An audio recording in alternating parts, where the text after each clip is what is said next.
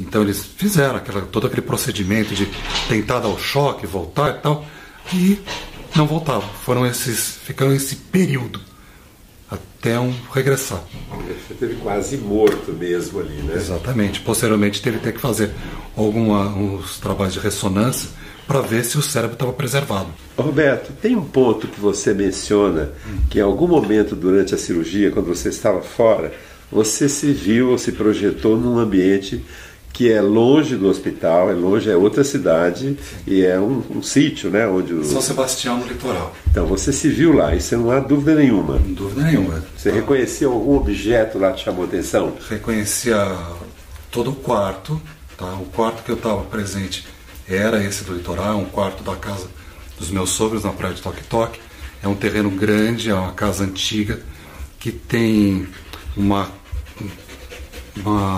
porta em forma de arco, estilo colonial, que abre, né? A porta fica completamente aberta, e que eu estava de costas para essa porta, mas identifiquei plenamente o quarto. Então tem muito característico, tem outra porta bem do lado esquerdo, que é do Desozô também, e a outra do lado direito, de banheiro, também. Você teve a plena consciência que estava lá naquela casa. Eu fui acordando. A 200 quilômetros de distância. A 200 quilômetros de distância, dava a sensação de rio, de mata, de pássaros cantando, das pessoas fazendo festa e sensação de calor. Todas as sensações dos sentidos foram retornando quando eu fui acordando. Desde a iluminação que tinha em cima de mim, de luz, de calor, até de olfato, de questão de mata, era cheiro de mata. Eu estava numa outra dimensão exatamente igual aqui. Você falou que ouviu vozes lá. Tinha vozes de pessoas que já morreram? Você identificou essas vozes? Identifiquei as vozes de pessoas que eu conheci presencialmente aqui, que já morreram faz algum tempo. Eu reconheci essas vozes. Você lembra de quem eram as pessoas? Sim, particularmente tinha um colega meu de infância que falava. Esse era o mais entusiasta. Você ouviu a voz dele, não chegou a ver a figura, não? Não, mas eu lembro, dentro do meu trabalho eu tenho uma inteligência auditiva para poder trabalhar e identificar quem são as pessoas. E eu, claramente, essa memória minha, eu identifico claramente quem é. Outra coisa que me chamou a atenção, Roberto, é que você conta que quando saiu do exame, que você foi para uma cirurgia sem ser avisado que ia ser operado. Sim. Você foi para fazer o exame e acordou operado com o peito aberto. Exato. Você disse que em algum momento ali, talvez no início da cirurgia, você percebia que as pessoas iam te operar, aqueles médicos todos, você estava imóvel, mas consciente. Como se a anestesia não tivesse pegado, Exato. ou ela estivesse sendo parcial naquele momento. Você acha que é isso? Eu tenho a ideia que, pelo que explicam, eu não quero dar conclusões, tá? Explicam que a questão da anestesia não teria sido, ela teria sido dada até no corpo seria absorvida e a outra mente não. A minha ideia é que, ao contrário, eu tive total percepção, não por questão da anestesia, mas por uma questão de consciência que me foi dada. Você já estava como se fosse fora daquele corpo ali. Fora do corpo. Você não acha que você estava sendo operado sem anestesia? Não. Você não consegue? Tanto é que eu não sentia dor nenhuma, eu não sentia a questão tátil, era a questão só auditiva. Auditiva e percebendo, assim, até uma visão fora corpórea. Você via? Via. Então não era com esses olhos que estavam fechados. Não. Era outra sensação. Nessa sensação, posso dizer, tinha ainda a questão temporal, mas não tinha a questão do corpo, de sensação física. Era diferente. Até porque você viu, em outra dimensão, uma outra equipe, né? Exatamente. Aí quando eu Foi nessa hora. Nessa hora que eu fui para outra equipe, aí então, completamente, aí a sensação corporal era outra. A de fala já não era questão de pensamento, era uma outra forma. Roberto, algumas pessoas, aliás, a maioria delas, quando tem experiência de quase morte, eles mencionam que no momento que eles estão tendo a experiência, a consciência fica ampliada. exacerbada, a percepção, audição, visão, todos os sentidos ficam ampliados. Você não mencionou isso, você acha que em algum momento isso aconteceu? O que eu tive foi uma ligação com algo maior. Religião, tem várias religiões que dizem que Deus é onipresente, onisciente, né? E eu estive ligado com algo maior, eu entendo isso, que essa onisciência, esse conhecimento das coisas de uma forma mais ampla, é justamente essa ligação com algo maior que eu tive. É uma sensação de que você faz parte de um todo. O entendimento das razões de eu estar ali era porque eu tinha consciência, não é só uma questão tipo, estou aqui e não estou entendendo o que está acontecendo. Eu tinha total entendimento do porquê que eu fui acontecer. Na hora que eu tive naquela sensação, vamos colocar no momento, porque no primeiro momento eu não tinha entendimento. Quando eu fui tendo essa conexão, quando eu cheguei lá naquele portal, que eu tive a consciência ali eu tinha total tranquilidade, total clareza, ciência do que estava acontecendo, do que estava por acontecer. E quando me foi dado, de certa forma, a oportunidade de, quando a pessoa falou, você quer ir? Se você for, você não volta. E eu falei, eu quero voltar por mim e por minha mulher. Tinha um fato que eu esqueci de contar, que eu falei assim, por minha mulher e meu filho. E eles falaram, a voz falou, você não tem filho. Eu falei assim, ainda não. Eu vou ter um filho. E minha esposa não estava grávida, nem ficou grávida 2 anos depois, só. Meu filho foi nascer só em abril de 2010. Mas quando a minha esposa, até quando ficou grávida, ela falou assim, não, será que é uma menina? Certeza, menino. Já tinha sido avisado, tinha consciência. E aí uma coisa que eu falei também interessante. Então essa onisciência das questões liga a uma coisa na minha percepção. Poxa, então você acredita no determinismo. Então, se o determinismo, as coisas estavam já para acontecer desse jeito. Me foi dado o livre-arbítrio. O entendimento é que nós podemos escolher, mas Deus já entende o que você vai escolher. O determinismo existe, convive com o livre-arbítrio. Tá? Os dois fazem parte. Do mesmo jeito que eu tinha falado das dimensões, eu creio que pode ter várias dimensões. Naquele momento que eu tive ligado no algo maior, eu tinha um entendimento que era possível de você ter sensação. Sabe quando você põe um espelho na frente do outro? Eu vou tentar descrever isso. Você tem um espelho na frente do outro. Quando você olha um no outro, você vai ter várias imagens repetidas. É como se cada imagem, cada frame mudasse um pouquinho. Então, daquele primeiro até o infinitésimo, você teria uma diferença grande e mudanças sutis. Então, pode ser que numa dimensão seja diferente de outra. Tá? Aí não sei explicar quantas dimensões seriam, o que aconteceria, mas me deu o entendimento, seria mais ou menos nisso. Teria uma questão religiosa, uma questão que eu não quero identificar, quem tem a razão, quem seja, o que foi anjo, foi voz, foi energia. Eu acho que cada um tem uma liberdade de entendimento, que vai ter uma compreensão do que eu passei, do que eu vi. E essa conjunção, vamos dizer assim, com algo maior, me deu alguns entendimentos que posteriormente, por mais que eu diga que eu tenha uma boa memória, eu acredito que tenha muita coisa que tenha sido perdida. Entre eles, esse entendimento do que acontecia e tal.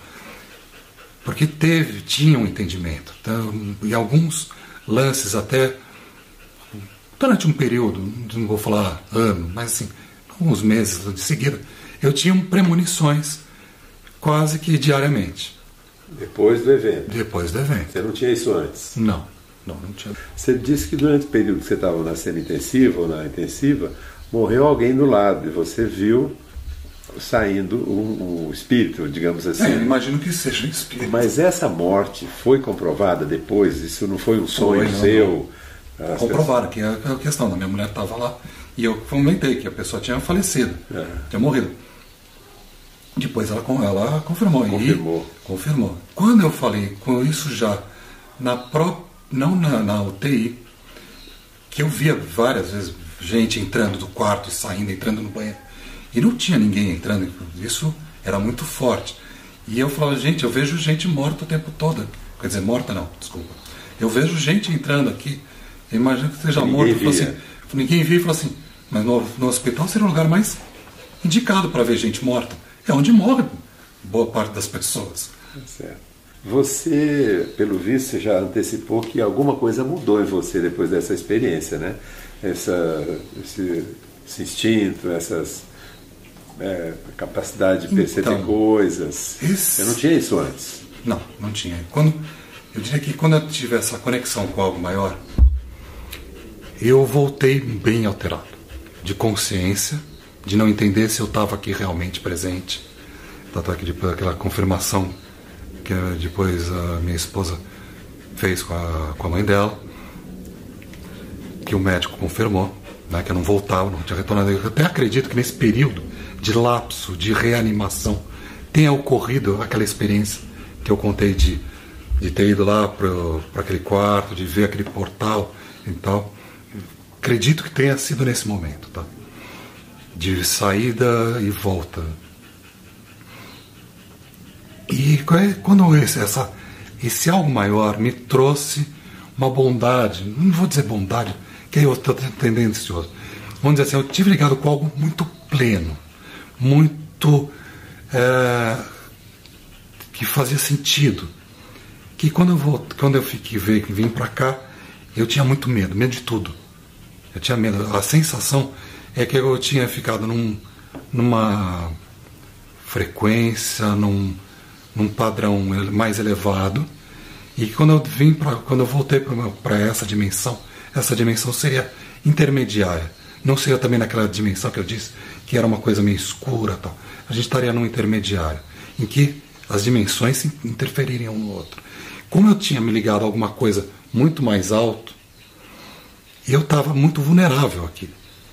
E eu percebi, entre outras coisas, que aqui eu falei assim, se eu for puro do jeito que eu tive o contato, essa pureza, bondade que vocês querem dizer, não dá para viver aqui. Até vamos nas questões de entendimento. Eu falei assim, puxa, para estar aqui tem que ter não é maldade, mas é uma questão de sobrevivência, de você estar presente e ter uma interferência de algo que você não pode estar tão elevado. Isso mudou bastante. O formato de pensamento. Então, por exemplo, televisão, rádio, as mensagens de jornal, tinham coisas extremamente negativas que eu olhava aquilo e falava, não, isso me causava repulsa. A ideia era repulsa. Agora, você diferencia bem as mudanças que aconteceram com você, aconteceram porque você passou por uma situação crítica, de risco de vida, de morte, né? Ou porque você teve a EQM? O que mudou? Qual dos dois fatos teve um papel na mudança que aconteceu em você daí para frente? Foi a EQM ou foi a cirurgia, que é uma cirurgia de alto risco? Não, para mim foi a EQM. Foi a EQM que te A EQM que foi, porque me abriu uma percepção que eu não tinha. A questão, até a prima da minha esposa é psiquiatra. E ela virou e falou assim, ninguém passa por uma situação dessas incólume. Sempre tem alguma sequela. Eu diria que eu fiquei pensando, assim, é verdade. Mas eu não acredito que tenha tido sequelas. Eu tive acrescentou alguma coisa. Acrescentou, não causou medo, não causou uma situação de congelamento, no termo correto que o psiquiatra usa, assim, um trauma. Não foi um trauma. Eu tive um conhecimento, acesso a um conhecimento, vamos dizer assim, de que teríamos dimensões diferentes, não seria se a palavra certa seria essa, níveis de conhecimento maior e menor conhecimento, bem, o bem e o mal, e que nessas variações a gente estaria, esse envolvimento entre o bem e o mal estaria entre o conhecimento e a falta do conhecimento, entre a luz e a escuridão. Então, esse onde nós estamos agora, atual aqui, teria justamente uma interferência dos dois lados. Tá? E a gente não consegue nem ser, nessa dimensão que nós estamos, plenamente bons, nem plenamente maus. Você tem uma interação entre essas energias, entre essas atitudes, pensamentos, que você pode estar mais elevado, mesmo numa dimensão, você pode estar mais elevado, seja a experiência de vida, que nem os espíritas falam, ou seja mais ligado ao mal, ao bem, que nem os católicos protestantes querem dizer. Mas existe essa questão entre o bem e o mal, sim. E não dá para você também saber, querer julgar a gente. Existe. Essa foi dada essa minha percepção. Se isso é bom, se é mal, a gente julgar é complicado. O que é bom, o que é mal? Dentro da nossa referência, o que a gente pode achar que é mal, às vezes veio para o bem. E o que é bem, puxa, causa um mal terrível. A força do pensamento em relação ao que nós vivemos é muito forte. A questão de você pensar o bem e atrair o bem. O que você pensa, você atrai. Tá? Então, realmente, isso foi não foi passado de ser dito, mas foi uma questão. O que eu pensava acontecia, de certa forma. Então, essa questão da gente poder transmitir o pensamento positivo e atrair é grande. Pelo que você está dizendo, eu ia te fazer isso como pergunta, mas eu acho que você já afirmou, né?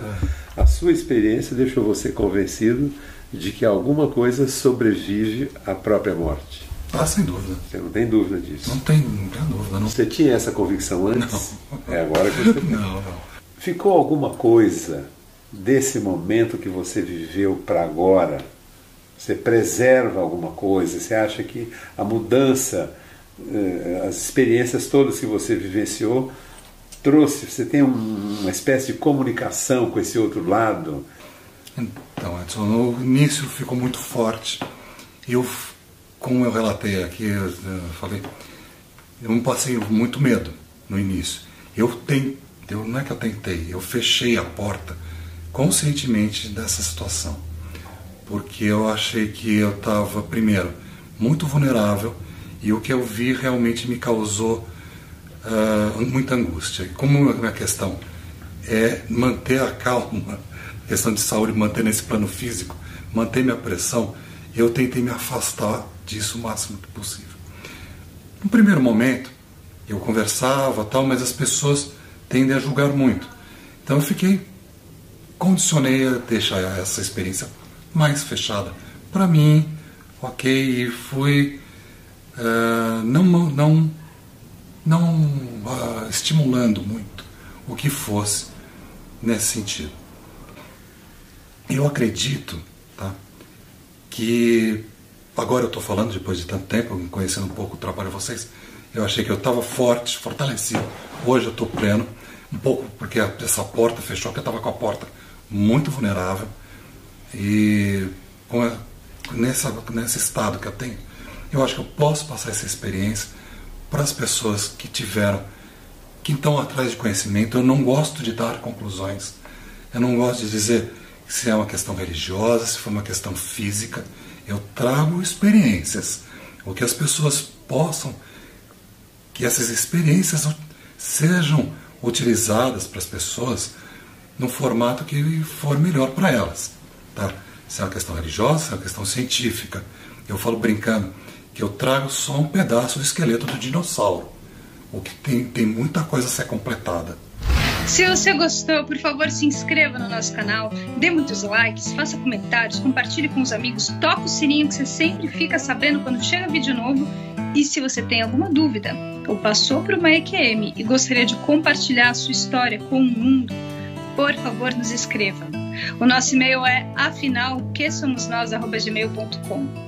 Essa é uma nova fronteira do conhecimento humano.